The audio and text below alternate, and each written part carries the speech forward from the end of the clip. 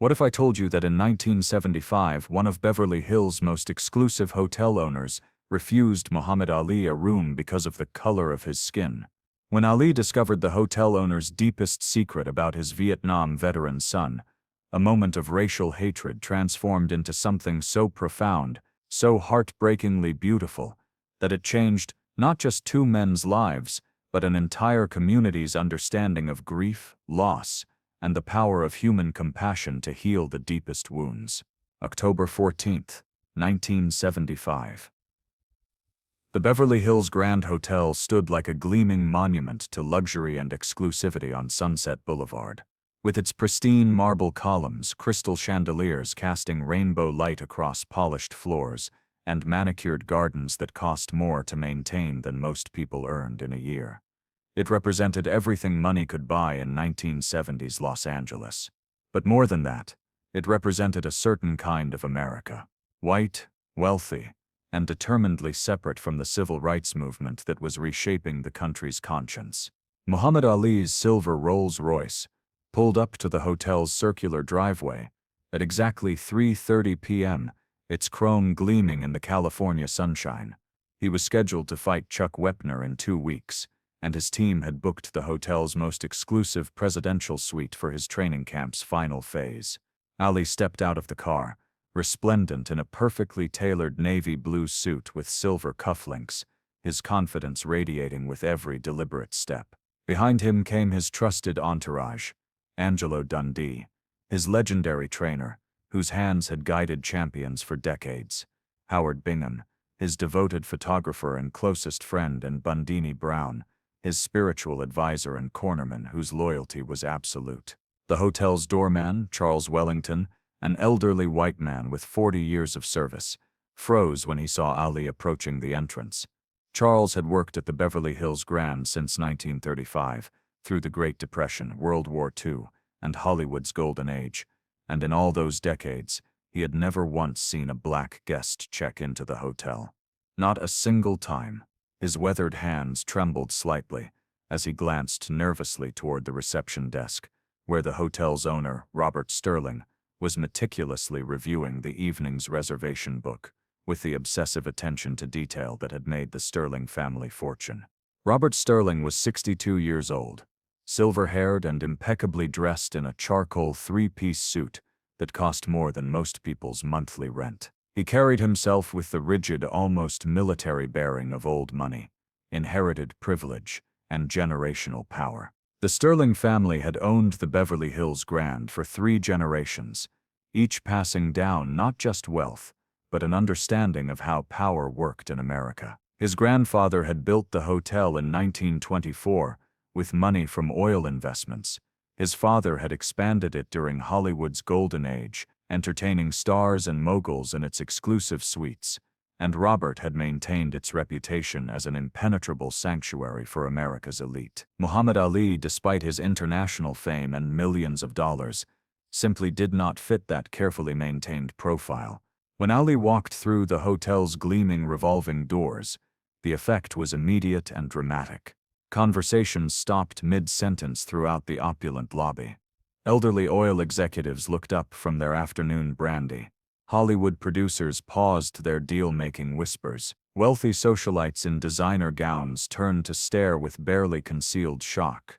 The soft classical music playing through hidden speakers seemed to grow louder in the sudden, uncomfortable silence. Ali moved toward the reception desk with his characteristic swagger, apparently oblivious to the tension his mere presence had created. "Good afternoon," Ali said to the young desk clerk, flashing his world-famous smile. Muhammad Ali checking in.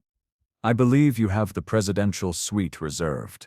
The nervous clerk glanced toward Robert Sterling, who walked slowly forward, footsteps echoing on marble. "I'm afraid there's been some serious mistake," Sterling said, his voice cultured and calm. "The presidential suite is most definitely not available." Ali's famous smile faded slightly. "Mistake? My management team made this reservation weeks ago. I have the confirmation telegram." He pulled out a perfectly folded Western Union message. Sterling didn't even glance at it. "Perhaps you would be more comfortable elsewhere." I can recommend hotels that might be more appropriate for your needs. Everyone understood what Sterling meant by appropriate. Angelo Dundee stepped forward, face flushed with anger, but Ali raised his hand. "Mister?" Ali asked, voice still friendly but with steel underneath. "Sterling. Robert Sterling. I own this hotel, as did my father and his father, Mr. Sterling," Ali said, extending his hand. Sterling looked at it, as if contaminated. "I think there's confusion. I'm Muhammad Ali, heavyweight champion. I can pay whatever premium you're asking." Sterling's eyes hardened. "This isn't about money, Mr. Clay." The use of Ali's birth name was deliberate insult. The lobby grew quieter. Ali's entourage tensed, but Ali smiled. Not his media smile, but something gentler, sadder. "My name is Muhammad Ali," he said quietly. "And you're right, Mr. Sterling. This isn't about money. This is about fear. You're afraid that if you let me stay, people might think differently about this place. Might think it's not as exclusive as it used to be." "I'm not afraid of anything," Sterling said, but his voice lacked conviction. Ali nodded thoughtfully. "I've stayed in hotels all over this world. The most beautiful ones aren't those with expensive furniture. They're where people understand that hospitality means welcoming strangers, making people feel valued." He paused, looking around. "This is beautiful, Mr. Sterling, but right now it doesn't feel welcoming." Sterling's composure cracked. "This hotel has standards.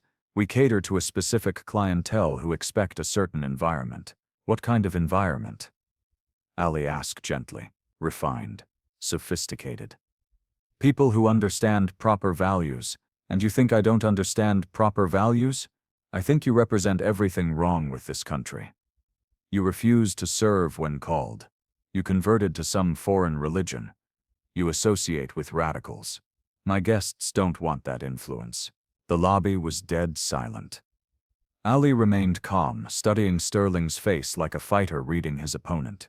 "Mr. Sterling," Ali said finally, "tell me about your son." Sterling went white.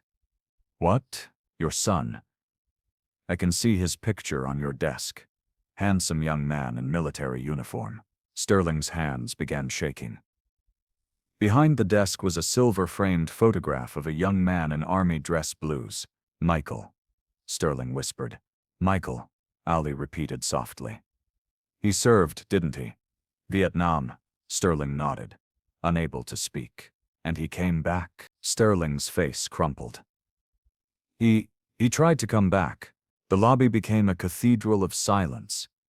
Everyone sensed they were witnessing something profound. "What happened to Michael, Mr. Sterling?" Ali's voice carried an ocean of compassion. Sterling's composure shattered. Tears streamed down his face as suppressed grief broke free. "He came back different." Sterling sobbed. "Nightmares. Couldn't sleep. Started drinking. Then drugs. I tried to help, but I didn't understand. I thought he needed to be stronger, pull himself together like a man." Ali moved closer. Transformed from confrontational to protective. "He tried to tell me about the fear, the killing, watching friends die. But I didn't want to hear it. I told him to stop feeling sorry for himself. Be proud of his service." Sterling was crying openly now. 3 months ago, I found him in his apartment. He'd taken his own life. Left a note saying he couldn't carry the war inside him anymore. Said he was sorry he wasn't strong enough to be the son I wanted. The silence that followed was absolutely profound. Ali stood there for a long moment, his own eyes filling with tears, his heart breaking for this broken father's pain, before he did something that shocked every single person in that marble lobby. He stepped forward without hesitation and pulled Robert Sterling into his arms in a gesture of pure human compassion. Sterling collapsed against Ali's chest, sobbing like a broken child. This powerful man who owned one of America's most exclusive hotels was crying in the arms of the man he'd just humiliated. "I'm so sorry," Sterling cried. "Sorry about Michael. Sorry about what I said. I'm just so angry all the time. Angry at the war, the government, Myself for not saving him. Ali held him. It's not your fault. Wars do terrible things to young men. Your son wasn't weak. He was carrying something too heavy for anyone to carry alone. But he served. Sterling sobbed. He did his duty, and I've been taking my anger out on you because you didn't go. Because you made a different choice, and got to live with it.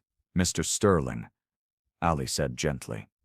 Your son and I made different choices, but we were both young men trying to do what we thought was right. He chose to serve with his body. I chose to serve my conscience with my voice. Neither choice was easy. Sterling pulled back, looking into Ali's eyes. How do you live with the criticism? The hatred? Ali smiled sadly. The same way your son tried to live with Vietnam, one day at a time, with help from people who understand that good men can make different choices and still be good men. Michael would have liked you, Sterling said quietly. He said the war made no sense. I thought he was traumatized, but maybe he understood something I didn't. Your son understood that war is hell, Ali said.